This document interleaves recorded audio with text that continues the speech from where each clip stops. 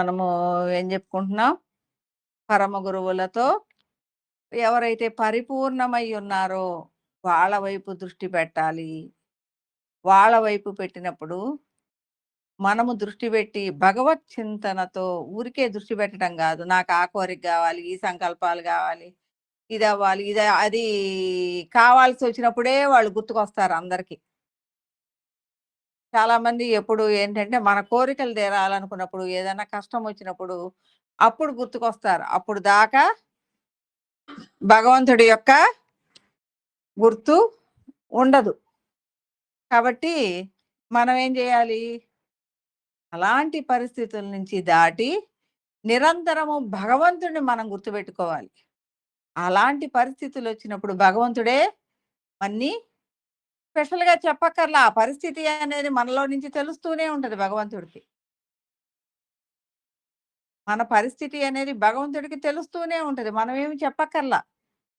నా చుట్టూ వేదనొచ్చింది. నిరంతరం భగవంతుడి వైపే దృష్టి పెట్టి ఉన్న నేను, నిర నా చుట్టూ వేదన వచ్చింది అని స్పెషల్‌గా చెప్పాల్సిన పనేముంది ఆయనకి?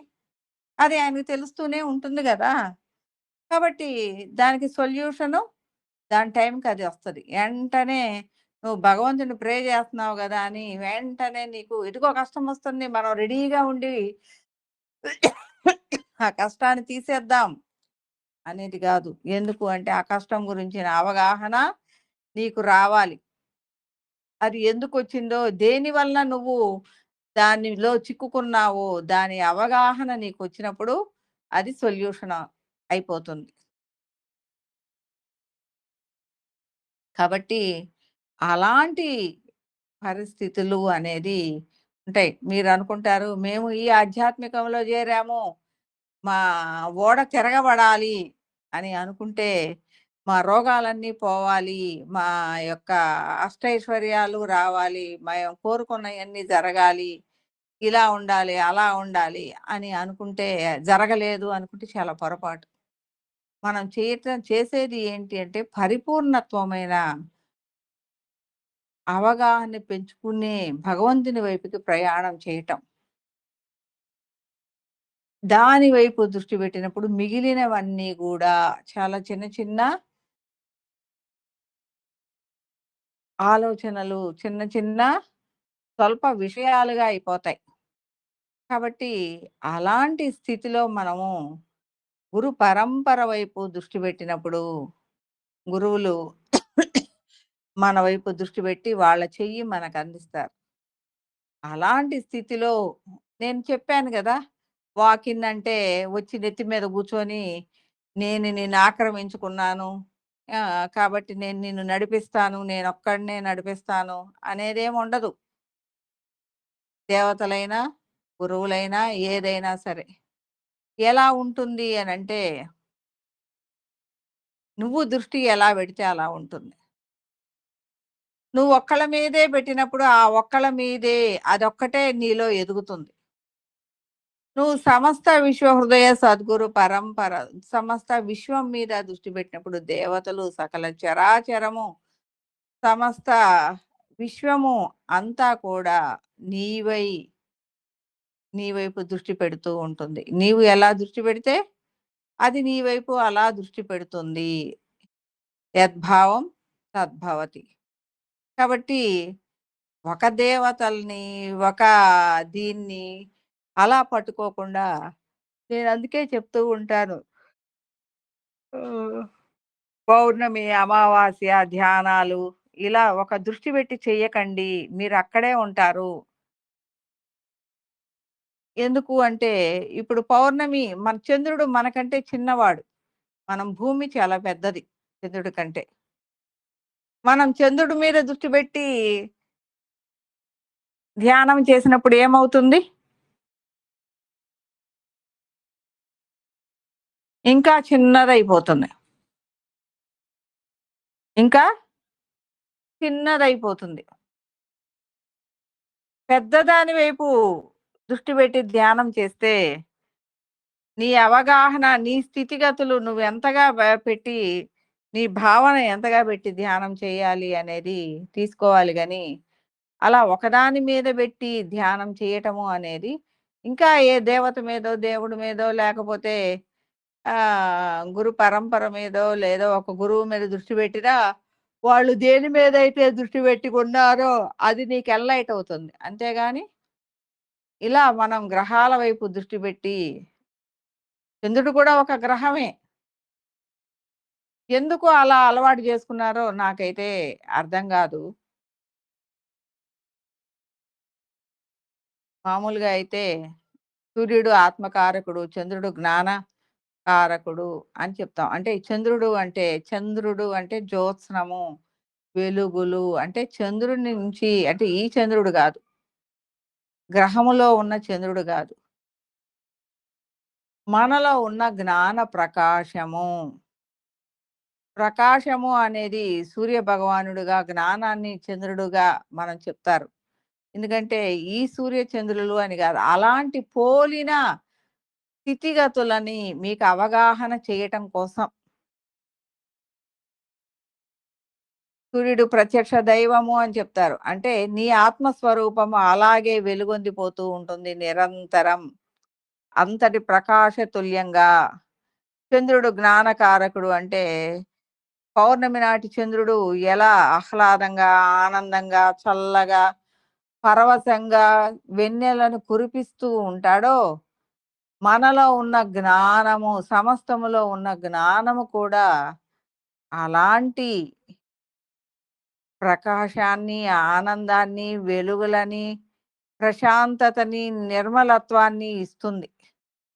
ఆ జ్ఞానము అనేది. అందువలన అలా పోల్చబడుతుంది. ఆ 2 మనకి కంటికి కనిపిస్తాయి కాబట్టి.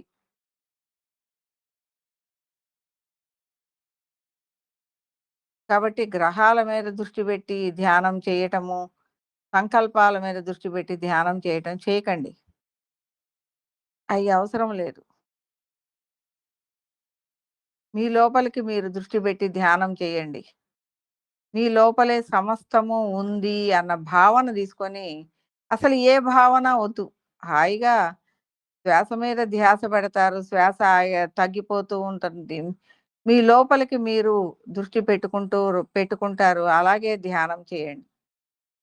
అలాగే మీ లోపలే ఉంది సమస్తము, వెలుపల గాదు అని చెప్తూ ఉంటాం.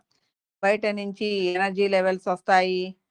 ఇవన్నీ గూడా మీరు అర్థం గాని చదువు వ్యర్థంగా చదివేసుకున్నారు. ఎందుకు అంటే ఉన్నది ఏకత్వమైన ఆత్మస్వరూపము.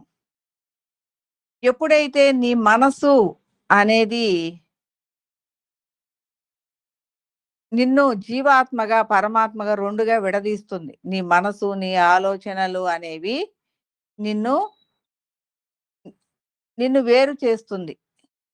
ఈ ఏకత్వమైన ఆత్మస్వరూపం నుంచి నిన్ను జీవాత్మగా, నీ మనసు, నీ ఆలోచనలు జీవాత్మగా వేరు చేస్తాయి.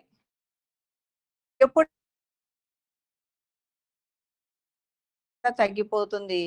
నీ జీవాత్మ నీ చుట్టూ ఉన్న పరమాత్మతో ఏకమవుతుంది. అంతేగాని పైనుంచి వైబ్రేషన్స్ వచ్చినియి, కింద నుంచి వైబ్రేషన్స్ వచ్చినియి, పక్క నుంచి వైబ్రేషన్స్ వచ్చినియి. ఇన్ని రకాలు లేవు. గాలి ఎక్కడి నుంచొస్తుంది? మన అంతటా ఉంది లోపల, వెలుపల. అలాగే ఆత్మస్వరూపం గూడా అంతటా లోపల, వెలుపల అంతా ఉంది. కాబట్టి ఎక్కడి నుంచి ఎనర్జీ స్పెషల్‌గా రాదు. నువ్వెప్పుడైతే నీ యొక్క ఆలోచనలు, నీ యొక్క ఇది ఆహ్, శ్వాస తగ్గిపోవటం, నీ మనసు కంట్రోల్ అవ్వటం, ఇవన్నీ ఎప్పుడైతే జరుగుతాయో లోపల వినిమయం జరుగుతుంది. జీవాత్మ, పరమాత్మ. కాబట్టి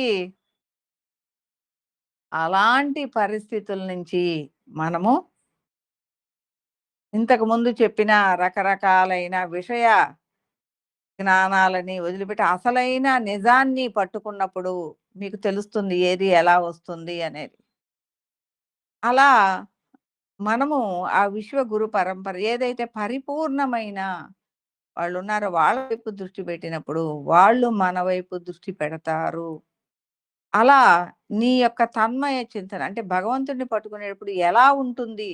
మీకు అది గూడా మీకు నేను చెప్తున్నాను. ఎందుకు అంటే ఆ భావన, ఆ తృప్తి, ఆ ఆనందము ఎలా ఉంటుంది అనేది గూడా నిజంగా అది అలా ఎగ్జాంపుల్‌గా చెప్పటం గూడా చాలా కష్టమే. కానీ అదే జెప్తున్నాను. ఎప్పుడో మీ బిడ్డని మీ మనవడు గావచ్చు, ఎవరో మీరు చూడలేదు. కానీ కళ్ళు మూసుకొని తెచ్చినప్పుడు, మీ బిడ్డని మీకు ఇస్తూ ఉన్నప్పుడు, అలా తడుముకుంటూ ఆ బిడ్డని అక్కున చేర్చుకునేటప్పుడు ఎలా ఉంటది అంటే, ఆ ప్రేమ, భావన, ఆ ప్రియత్వము ఇంకింతకంటే వేరే ఏమీ అవసరం లేదు నాకు అన్న విధంగా ఆ బిడ్డని హత్తుకున్నప్పుడు హృదయానికి అలాంటి పరిస్థితి ఎతుకులాట, ఆ ప్రియత్వము, ఆ భావన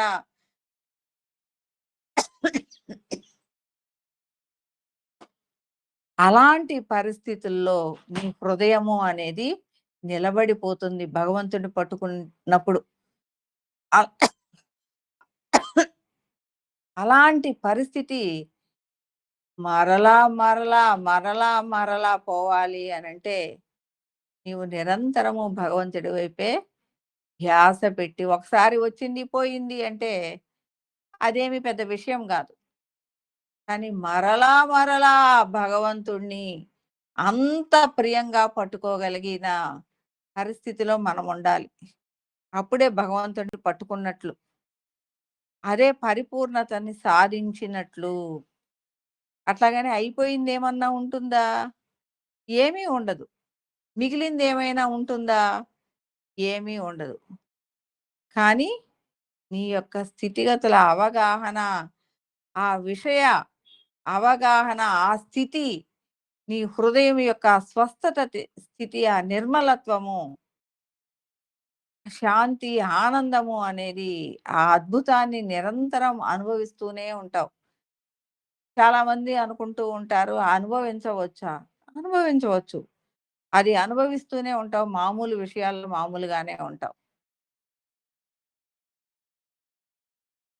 అలా అనుభవిస్తూ ఉంటే కదలకుండా కళ్ళు మూసుకొని కూర్చోవాలా అని ఏమీ లేదు. మామూలుగా అన్ని పనులు చేసుకుంటూ ఉంటావు. అన్ని విషయాలలో దృష్టి పెడుతూ ఉంటావు. కానీ ఆ ఆనందాన్ని అనుభవిస్తూనే దానితోటి టచ్ అయ్యే ఉంటావు. అదే భగవంతుడితో నీవు ఏకీకృతం అవ్వటము అంటే, భగవంతునితో నువ్వు ఆ ఏకీకృతంగానే ఉంటావు. అన్ని విషయాలలో మామూలుగానే ఉంటావు. కానీ ఆ నిర్మల శాంతి ప్రకాశత్వము అనేది నీ లోపల అన్ని విషయాలలోనూ పని చేస్తూనే ఉంటుంది నీ మీద ప్రభావవంతంగా. కాబట్టి మనము మనము భగవంతుడిని పట్టుకోలేని మనము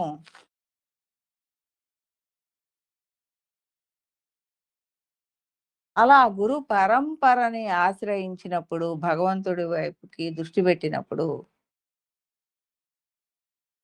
మనకి అనేక విషయ అవగాహనలలో ఆత్మస్వరూపం యొక్క అవగాహన అనేది ఊరికినే ఒక్కసారే నేను దృష్టి పెట్టగానే భగవంతుడిని పట్టుకున్నాను అనంటే అది పొరపాటే. ఎలా ఉంటుంది అంటే, ఆ నిరంతర శ్రమ అనేది నీ ఆత్మస్థితి యొక్క అనేక విషయాలలో ఎలా ఉండేది అనంటే, కొన్ని విషయాలు ఎగ్జాంపుల్స్ చెప్తూ ఉంటా. గురువు వైపు దృష్టి పెట్టు అనంటే, నాకు నిరంతరం మా గురువుగారి ఆజ్ఞా చక్రంలో నుంచి అంటే నేను ఆయన ఆగ్రా చక్రంలో నుంచి దర్శిస్తున్నట్టుగానే ఉండేది. అంటే నేను వేరు, ఆయన వేరు గాదు. దర్శించే దృష్టి ఒక్కటే అనే విధంగా నేను డైరెక్ట్‌గానే చెప్పేదాన్ని. గురువుగారు ఎందుకు నేను మీ దాంట్లో నుంచి చూస్తున్నట్లుంది. మీరు ఎంతైతే ఒక్కసారే నేను చాలా చిన్నగా చూస్తూ ఉన్నాను. కానీ ఇప్పుడు నేను చాలా పెద్దగా చూస్తూ ఉన్నాను మీలో నుంచి. అన్నప్పుడు ఆయన ఆశ్చర్యపోయాడు. ఇలాంటియన్నీ నీకెలా వస్తాయి? నాకు తెలియదు. కానీ నాది నేను మీలో నుంచి దర్శించగలుగుతున్నాను అని చెప్పాను. అంటే చాలా ఎక్కువ. అంటే గురువు మీద దృష్టి పెట్టి ఏమైంది? గురు దృష్టే నా దృష్టి అయిపోయింది. స్పెషల్‌గా నేనేమి నేర్చుకోనక్కర్లేదు. ఆయన దృష్టే నా దృష్టి అయింది. అలాగే ఒక్కసారే ఆయన యొక్క స్థితిగతులు పొందటం అవుతుంది. అలా పొందటం అయిపోయింది అంటే ఆయనయిపోయింది అని అనుకోవటం పొరపాటు. అలా పొందటం బిగినయింది. ఆ బిగినయినప్పుడే నీకు తెలియబడుతుంది. దాని తర్వాత ఆ పొందబడేదంతా గూడా చిన్నగా కొద్ది కొద్దిగా అవగాహనాత్మకంగా ఆ హృదయాన్ని అవగాహన చేసుకుంటూ ఈ హృదయము దానిలో ఉన్న జ్ఞాన ప్రకాశాన్ని తీసుకుంటూ, లయం చేసుకుంటూ, తన అవగాహనలు పెంచుకుంటూ ఉంటుంది. అంటే ఎలా? ఇప్పుడు మా గురు హృదయం ఉంది. మా గురు హృదయము ఏమైంది? కొంతమంది సమాహారమైన అనేక గురు హృదయాల సమాహారమై ఉంది. నేనెలా ఉన్నాను? నేను కొత్తగా వచ్చిన ఒక దీనికున్నాను. ఎప్పుడైతే అక్కడికొచ్చి ఆయన యొక్క జ్ఞానం మీద దృష్టి పెట్టానో, అక్కడ అనేక విషయాలు, లోపలి విషయాలు, బయట విషయాలు గాదు. బయట మనుషుల విషయాలు, మనుషుల పాండిత్యము, మనుషుల యొక్క పుస్తకాలు, మనుషుల యొక్క ఈ విషయాలు ఇప్పుడు ఆదిశంకర్‌ల గురించి చదువుతాం. ఇంకొకళ్ళ గురించి చదువుతాం. ఇంకొకళ్ళ గురించి ఇలా వందల, వేల మంది గురించి చదువుతాం. అందరూ ఏం జెప్పారు? అందరూ ఎలా ఉన్నారు? అందరికీ పాంచభౌతిక దేహం ఒక్కటే. అందరికీ ఆత్మస్వరూపం ఒక్కటే. అందరూ తెలియజెప్పేది గూడా నిన్ను నువ్వు దెలుసుకో అనే. మరి ఇదంతా జరుగుతున్నప్పుడు పాంచభౌతిక దేహం వాళ్ళదెట్లుందో మనది అలాగే ఉంది. దాని గురించి తెలుసుకోవాల్సిన పనైతే లేదు. నడవడికలు, అలవాట్లయితే మనం ఎంతమందిని గురించి తెలుసుకుంటాం. మన చుట్టూ ఉన్న వాళ్ళందరియి ఎలా ఉంటాయో ఆళ్ళయి గూడా అలాగే ఉంటాయి. వాటి గురించి స్పెషల్‌గా ఆదిశంకర్లు ఇలా 5 సంవత్సరాలకే పారిపోయాడు. ఎంతోమంది పారిపోయినోళ్ళున్నారు ఇళ్ళల్లో నుంచి పిల్లలు. వాళ్ళు దొంగలవ్వచ్చు, దొరలవ్వచ్చు, ఏదైనా అవ్వచ్చు. ఆయనేదో ఒకటి ఒక రకంగా జ్ఞానిగా నిలబడ్డారు గాబట్టి ఆయన గురించి చెప్పుకున్నారు.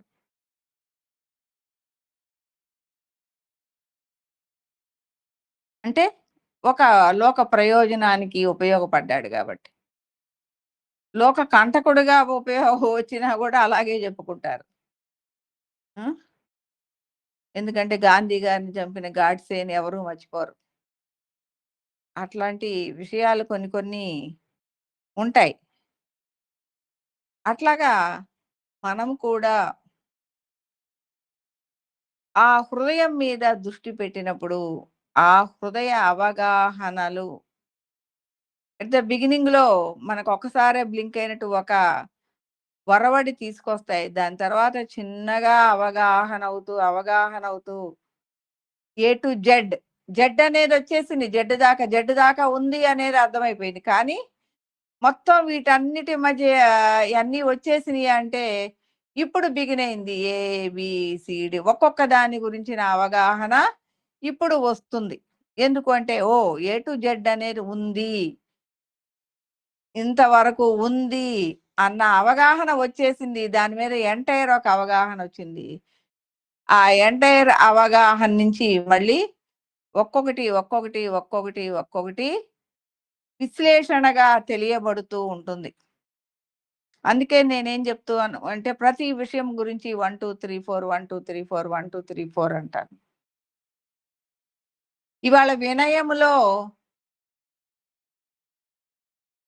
నేను ఒక 10 సంవత్సరాలు ఆధ్యాత్మికంగా ప్రయాణించిన తర్వాత నాకొక క్రమశిక్షణ, నాకొక పద్ధతి, నాకు నాకంటూ ఒక స్పెషాలిటీ వినయము అనేది 1, 2, 3, 4 వరకు వచ్చి మళ్ళీ అయిపోయిందా ఈ వినయము అనేది? లేదు. ఈ 1, 2, 3, 4 అనే స్థాయిలో నేను మరలా ఇంకొకటి 10 సంవత్సరాలు ప్రయాణం చేస్తూ ఉన్నాను. ఈ వినయము అనేది 1, 2, 3, 4 అయిపోయిందంటే లేదు. మరలా 1, 2, 3, 4 అనేది ఇంకొక స్టాండర్డ్‌లో అది పెరుగుతూనే ఉంటుంది. అలా ఇంకొక 10 సంవత్సరాలు 1, 2, 3, 4 ఇలా మన యొక్క అవగాహన స్థితి స్థిమితత్వము, వ్యాపకత్వము, ప్రకాశతుల్యము ఇవి పెరిగే కొద్దీ మన యొక్క స్థితిగతులు పెరిగే కొద్దీ ఈ 1, 2, 3, 4లు ప్రతి మెట్లో గూడా ఉంటాయి. అంటే ఎప్పటికప్పుడు మనం బిగినర్స్‌మే అనేది గుర్తుపెట్టుకోవాలి. అయిపోయింది ఇంతటితో అయిపోయింది. నేనేం చేసే పని లేదు. నేనొక స్టేజ్‌కొచ్చేసాను. 10 సంవత్సరాలు అయిపోయింది. మంజులమ్మ స్టేజ్‌కొచ్చేసాను అని అనుకుంటే, మంజులమ్మ ఆగిపోయిందా? ఆగిపోయిందా మంజులమ్మ? మరి ఇంకా పోతూనే ఉంది. ఆమె పోతూనే ఉంది. నేర్చుకుంటూనే ఉంది. మీకు తెలియజేస్తూనే ఉంది. మీరంటారు, "ఆగమ్మా అక్కడ మేము గూడా వస్తున్నాము" అని చెప్తారు. అడుగుతారు. నేనేమంటాను అంటే, నేను ఆగటానికి లేదు. ఇప్పుడు నా అవగాహన అనేది ఆగుతుందా? నా తెలివితేటలు ఆగుతుందా? నా ప్రయాణం ఆగుతుందా నేను ఆపితే? ఆగదు. అది లోపల ప్రయాణిస్తూనే ఉంటుంది. నేను జెప్తాను, నేను ప్రయాణం చేస్తూనే ఉన్నాను. మీరు గూడా ప్రయాణం చేస్తూ రండి. అంటే ఎంతవరకుందమ్మా? ఏమో నాకు నాకు ఇంతవరకు కొంత అవగాహనైంది. ఇంకా ఎంతో ఉంది. నేను ప్రయాణం చేస్తూనే ఉన్నాను. మీరు కూడా ప్రయాణించండి అని చెప్తాను. ఇంక అంతకంటే చెప్పటానికి అక్కడ ఏమి అయిపోయింది. ఈ పరిపూర్ణత నాకొచ్చేసింది. పరిపూర్ణత అంటే ఇంతవరకే. ఇదిగో ఈ డిగ్రీ అయిపోయింది. పరిపూర్ణతొచ్చేసింది. ఇంక దాని తర్వాత లేదా అంటే చదువు బోలెడంత ఉంది. నువ్వు ఎంతకాలం చచ్చిపోయే వరకు చదివినా అనేక డిగ్రీలున్నాయి. పరిపూర్ణత వచ్చిందా అంటే, అలాగే ఆత్మ జ్ఞానము గూడా అనంతమైనది. అది వస్తూనే ఉంటుంది పరిపూర్ణత అనేది గూడా వస్తూనే ఉంటుంది. అందువలన నేనెందుకు చెప్తున్నాను అనంటే, చిన్న చిన్న విషయాలలో చాలామంది ఆహ్, రకరకాలైన వి విషయాలు విని అంటే జ్ఞాన విషయాలు విని మీరు ఒక దృక్పథాన్ని ఏర్పరుచుకొని ఉన్నారు. సరి అయిన అవగాహన లేకుండా. అందువలన నేను ఈ విషయాలన్నీ గూడా ముందే చెప్పాల్సి వస్తుంది. ఇంతకు ముందు ఉన్న జ్ఞానాన్ని ఒక పక్కన పెట్టేసేయండి. అది జీరో చేసేయండి. ఎందుకంటే మహ్యం మేధాం ప్రజ్ఞాం ప్రయచ్చ స్వాహాహ. ఏదైతే ఉందో అది మీకు అడ్డం రాగూడదు. అది మొత్తం ఆ దక్షిణామూర్తి పాదాల చెంత మీరు ఆ హోమాగ్నిలో వేసేయండి. మీరు అనేది ఎప్పటికప్పుడు శూన్యత్వంగానే ఉండాలి. నాకిది వచ్చు అనే దాని మీద ఎప్పుడైతే మీరు నిలబడతారో మీకు జ్ఞానం రాదు. ఇప్పుడు నేను చెప్తూ ఉంటాను వినాలి మెదలకుండా. లేదు వెంటనే మీరు గూడా చెప్పటం మొదలుపెట్టారు అనుకోండి. ఇది గాదది, అది గాదు ఇది. నేను చెప్తూ ఉన్నాను. నువ్వు వినాల్సిందే. అలా వినటము నీలో ఒక ఆలోచన లేకుండా ఇప్పుడు నేను చెప్తూ ఉంటాను. మీకు ఆలోచనొస్తది. మీరు వెంటనే చెప్తూ ఉంటారు. అది అనేది జీరో అయిపోవాలి. ఎప్పుడైతే మీరు చెప్పటం నేను చెప్తూ ఉన్నప్పుడు ఇలా ఉన్నప్పుడు కామ్‌గానే ఉంటారు. కానీ ఏమైనా క్వెషను అది ఇది మాట్లాడుతూ ఉన్నప్పుడు వెంటనే మీలో ఆలోచన బిగినవుద్ది. వెంటనే చెప్పటానికి ట్రై జేస్తారు. నేను చెప్తూ ఉన్నప్పుడు. అది ఎప్పుడైతే వస్తుందో మీ ఎదుగుదల అనేది వెనక్కిబోతుంది. ఎప్పుడైతే మెదలకుండా వినటము అనే దాని దగ్గర ఎలా ఉండాలి అంటే అది కదలకూడదు. శూన్యంగా ఉండాలి. అక్కడ ఏ ఆలోచన ఉండకూడదు నేను చెప్తున్నప్పుడు. శూన్యంగా నా వైపే అలా నోరు తెరుచుకొని చూసినట్టు ఉండాలి. ఇంకేమీ లేదు. నేను జెప్పేది వినటం తప్ప నీకు. వినటమే. ఆహా! అది గాదు, ఇది అని చెప్పుడైతే చెప్పటానికి ట్రై జేశారో మీరు అందులో లేనట్లే.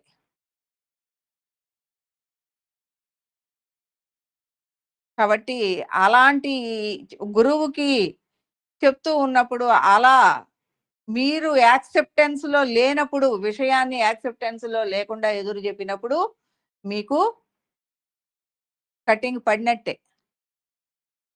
గురు పరంపర అనేది ఎలా ఉంటది అంటే ఎక్కడికక్కడ శిక్షలు విధిస్తుంది.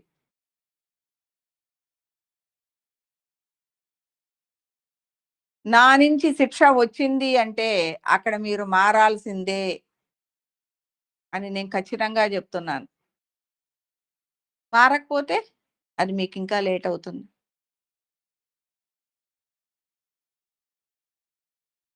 అది నాలో కాఠిన్యం కాదు. మిమ్మల్ని ఎదిగించటానికి చెప్పేదే. తల్లి, తండ్రి బిడ్డని శిక్షించేదెప్పుడు అంటే, బిడ్డని మంచి దోవలో నడిపించుకోవటం కోసమే. బిడ్డలో ఉన్న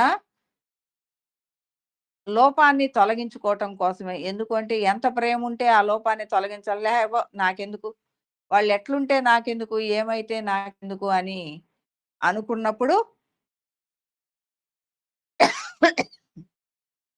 అక్కడ ఏమవుతుంది? నేను పట్టించుకోవాల్సిన పని లేదు.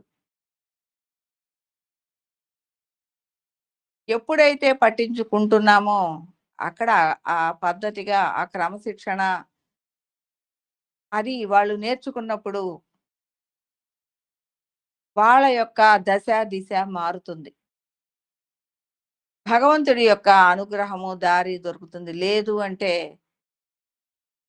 మరలా దశ, దిశ మార్చి చపలత్వాన్నిస్తారు గురువులు.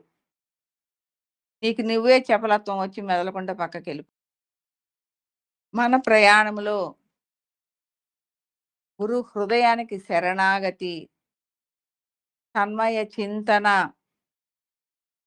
హృదయ శరణాగతి, వినయ విశ్వాస భావోన్నత ప్రియత్వము ఇవన్నీ కూడా మనము నిరంతరము గుర్తుపెట్టుకోవాలి. నిరంతరము భగవంతుని వైపే మన ప్రయాణము అన్న విషయాన్ని గుర్తుపెట్టుకున్నప్పుడు మన ప్రయాణము ఆధ్యాత్మిక ప్రయాణము ఆనందమయంగా, ఆహ్లాదంగా, ఆనందంగా ఒక ఆట ఆడుకున్నట్లుగా ఉంటుంది. నిజంగా మీరు నన్ను అనుకుంటారు, ఇంత కష్టపడుతుంది ఈమె అనారోగ్యం గాని, ఏదైనా గాని అనేక విషయాలలో. కానీ మరలా ఆధ్యాత్మికం అనేది ఎట్టొకట మళ్ళీ మొదలుపెట్టి తీసుకొస్తుంది అంటే, ఆ కష్టమంతా గూడా నాకు ఈ ఆటలో ఒక్క క్షణం లాగానే అనిపిస్తుంది. ఒక్క క్షణము పడింది అంతే. ఇది ఆట. ఎలా ఉంటుంది అంటే భగవంతుడితో ఆట. ఆ సయ్యాట ఎలా ఉంటుంది అంటే అది నిరంతరము ఆనందమయంగా ఉంటుంది. కళ్ళు మూసుకొని ఆయన గురించి చెప్తూ ఉంటే ఆ భగవంతుని యొక్క ఆట అనేది హృదయము అనేది ఆ నిర్మలత్వాన్ని, శాంతిని, ఆనందాన్ని పొందుతూ ఉంటుంది. అది ఆట ఆడుతూ ఉంటుంది హాయిగా, ఆనందంగా. దీని ముందు ప్రతి ఒక్కటి గూడా బలాదూరే. ఇంత కష్టపడ్డానే, ఇయన్నీ నాకవసరమా? అరే! రోజు నన్నింత ఇబ్బంది పెడుతున్నారే! ఇదంతా నాకవసరమా? ఇవన్నీ కూడా ఆ ఒక్క క్షణమే. మరలా క్లాస్ టైమ్ అవ్వగానే ఆటకి సిద్ధం. మిగిలిన ఇదంతా గూడా భగవంతుని యొక్క చింతనతోనే, ఆ తన్మయ చింతనే. చాలా కష్టంగా ఉంది. మాట్లాడటానికి గూడా కష్టంగా ఉన్నప్పుడు గూడా ఎవరైనా ఆధ్యాత్మికంగా అడిగినప్పుడు ఎలా ఉంటుంది అంటే, ఎలాగైనా వీళ్ళతో మాట్లాడి దాని గురించి చెప్పాలి అనిపిస్తుంది. మాట్లాడలేకపోవటం, బాగా కాఫ్ రావటం, ఇబ్బంది పడటం అయినా సరే వీళ్ళకి దీని గురించి చెప్పాలి అంటే ఎంత ఆనందము, ఎంత తపన, ఎంత ఆహ్, ఆ తన్మయ చింతన ఉంటే తప్ప భగవంతుని గురించి చెప్పటానికి మనము నిలబడి ఉండం. కాబట్టి అలాంటి స్థితిలో మీరందరూ నిలబడాలని ఈరోజు ఎంత కష్టంగా ఉన్నా గూడా మీకోసం మరలా క్లాసులు మొదలుపెట్టి చెప్తూ ఉన్నాం కదా! మీరు కూడా అలాగే ఇంట్రెస్ట్‌గా నిలబడి చక్కగా నేర్చుకోండి. చక్కగా ఏవేవైతే ఇక్కడ జరుగుతున్నాయో వాటన్నిటిలో పార్టిసిపేట్ చేయండి. ఇవన్నీ మీకోసమే. మీకు ప్రతి క్షణము భగవంతుడిని అందించటం కోసమే. అనంతమైన ఈ జ్ఞానములో ప్రయాణించేటప్పుడు తెలుస్తుంది. ఒకటో సంవత్సరంలో కొంత వరకే తెలుస్తుంది. రెండో సంవత్సరానికొచ్చేసరికి ఇంకా కొంత తెలుస్తుంది. మూడో సంవత్సరం వచ్చేసరికి మిమ్మల్ని మీరు లోపల చూసుకోవటం జరుగుతుంది. తెలియకుండానే మిమ్మల్ని మీరు లోపల చూసుకుంటూ ఉంటారు. మీరేంటో అవగాహన చేసుకుంటూ ఉంటారు. మీ ప్రయాణం ఏంటో మీకు అర్థమవుతూ ఉంటుంది. ఇవన్నీ గూడా జరుగుతూ ఉంటాయి.